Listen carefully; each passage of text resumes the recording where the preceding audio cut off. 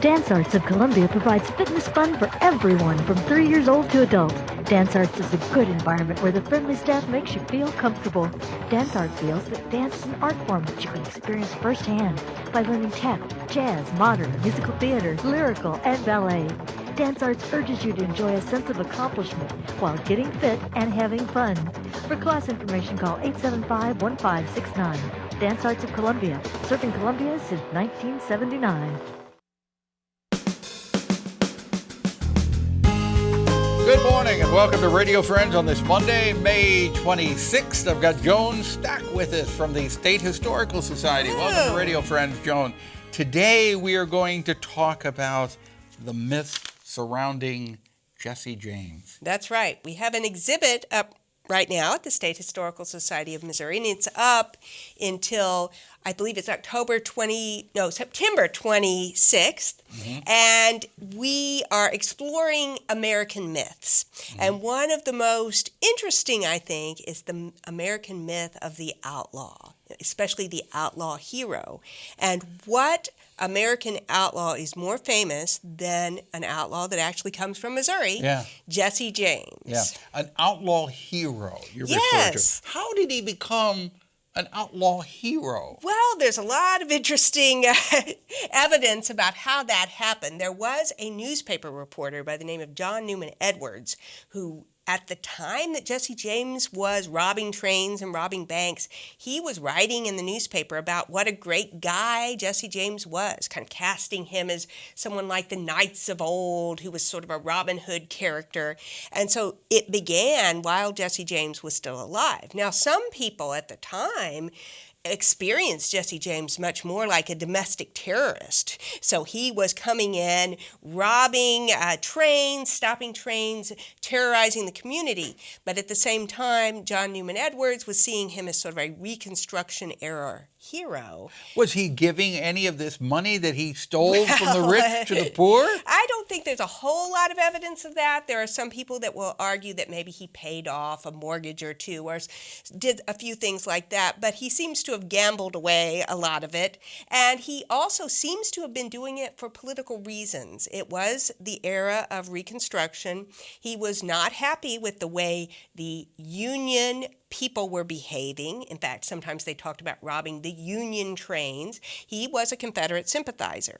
And in fact, we here in central Missouri experienced a kind of a terrorist activity having to do with Jesse James during the Civil War, because he was with Bloody Bill Anderson in the famous Centralia Massacre when he was a young teenager. So Jesse James was. Jesse James was. So we have here a bullet said to come from the gun of Jesse James. He may have fired bullets just like these. Now, if you want to see this bullet, go to kbia.org, click on Radio Friends, watch this segment. But I am holding a bullet that is framed that came from either his holster.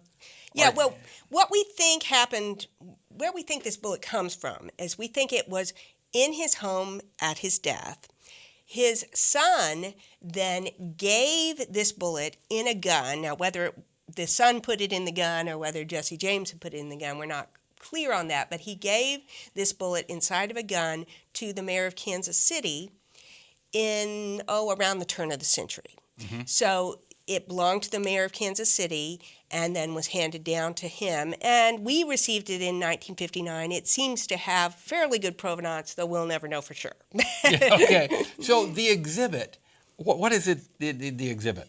Well, the exhibit explores various aspects of American mythology. So we're looking at steam trains, the idea of Indians and explorers, different aspects of what makes Americans feel American. So the myth of the cowboy, the myth of the Wild West, and the myth of the outlaw. So we are taking artworks by Thomas Hart Benton, who said that he wanted to explore the concept of our American identity and our American mythos, and he wanted to use his artwork to look into those ideas. And one of the myths that he represented was the story of Jesse James. Those of you familiar with his murals at the state capitol will remember that there is an image of Jesse James robbing a train over one of the doorways. Well, we have in the exhibit the study, the painted study that Benton made for that Jesse James image.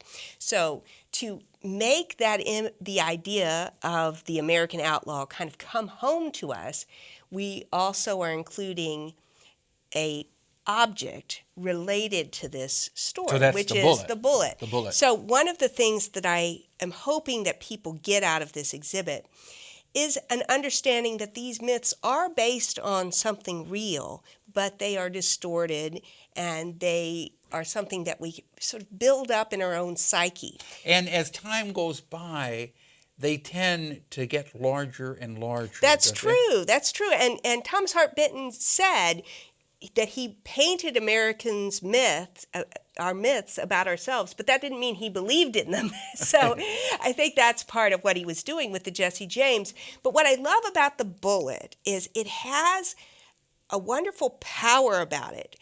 Because we know it was connected with Jesse James, or because we think it was connected with Jesse James, it becomes kind of a relic. But it's not necessarily a positive relic. It's a reminder. We look at this thing and we realize that this bullet could still be fired. Yeah, and it could kill someone. It could kill someone. It is a very dangerous thing. And we are reminded that Jesse James was not necessarily a Robin Hood type character. Not the folk hero that some people paint Well, him as. I think he was a very, very dangerous man, Yeah. and somebody who did kill people, and killed people in central Missouri as at the Centralia Massacre. And So, he met his demise on April. on April 3rd, 1882, he was shot in St. Joseph, Missouri. Shot in the back. That's part of perhaps his mythos, because he was shot in such it seemed like an ungentlemanly way to shoot someone in the back. So that kind of added to his heroic persona that people felt. Because he was wanted dead or alive, right? That's right. He was wanted dead or alive by the governor of Missouri, and Robert Ford shot him and got the money, the reward money for killing Jesse James. Yeah. Well, if you want to see all of this firsthand and really get into the mythology, the myths That's right.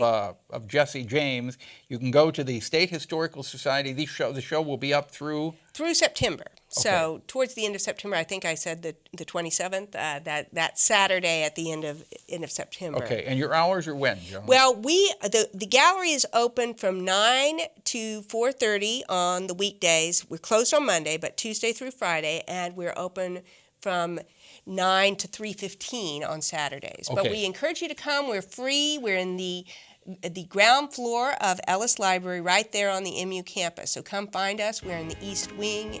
We have our name written right above the door. Okay, JOAN STACK, thank you so much for coming by. Well, thank you and so how much. Interesting, and you take your bullet of Jesse James back. Okay, on display thank there, you. Okay, we're out of time. Tomorrow, good nutrition tips, and we'll find out about hot summer nights. Our program directed by Travis McMillan of the Reynolds Journalism Institute. Audio is Pat Akers from KBIA. Our floor director is Rachel Gangware, and our assistant producer and guest coordinator, Uncle James Mauser. And I'd love to hear from you, Pepper P, Missouri.edu. Bye-bye.